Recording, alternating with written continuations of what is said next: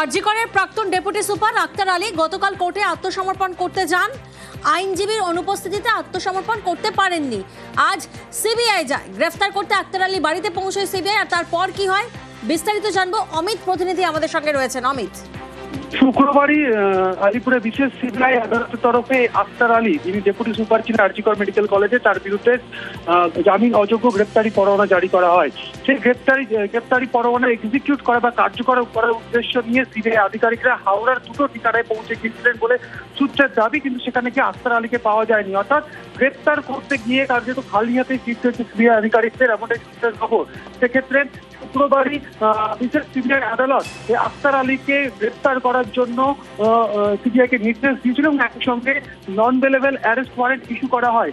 গতকাল হাসপাতাল থেকে ছাড়া পাওয়ার পর আইনজীবী ছাড়াই তিনি আত্মসমর্পণ করার উদ্দেশ্য নিয়ে আলিপুর আদালতে পৌঁছেছিলেন, বিশেষ সিবিআই আদালতে।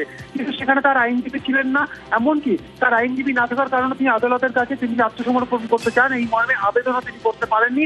তাই 1 ঘন্টা মতো তিনি আলিপুর আদালতে ছিলেন এবং তারপর সেখান থেকে বেরিয়ে যান এবং তিনি বলেছিলেন তিনি সোমবার আবারও আদালতে আসবেন।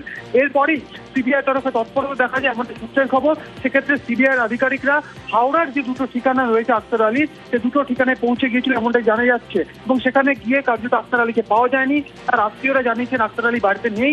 এমনকি আক্তার আলীর যে ফোন নম্বর রয়েছে, মোবাইল নম্বর রয়েছে, সেখানে ফোন করে ফোনটি সুইচ অফ পাওয়া গিয়েছে এমনটি সিবিআই সূত্রে জানা যাচ্ছে। সব মিলিয়ে আক্তার আলীর বিষয়ে সিবিআই যখন তৎপর হচ্ছে, অন্যদিকে দেখার হচ্ছে যে আগামীকাল, যেহেতু আক্তার আলী নিজে বলেছিলেন সংবাদ মাধ্যমের সামনে গতকাল যে তিনি সোমবার দিন আদালতে আত্মসমর্পণ করবেন, কারণ তার বিরুদ্ধে যেহেতু ওয়ারেন্ট ইস্যু হয়েছে, সেই ওয়ারেন্টের কারণে তিনি আইনের পথে চলবে এবং আইনের প্রতি তার বিশ্বাস আছে। এই জায়গাতে তিনি আদালতের দিন আসতে পারেন। এই জায়গায় কালকে দেখা যে আক্তার আলী কালকে আদালতে হাজিরা আত্মসমর্পণ করতে আসছেন। ধন্যবাদ অমিত।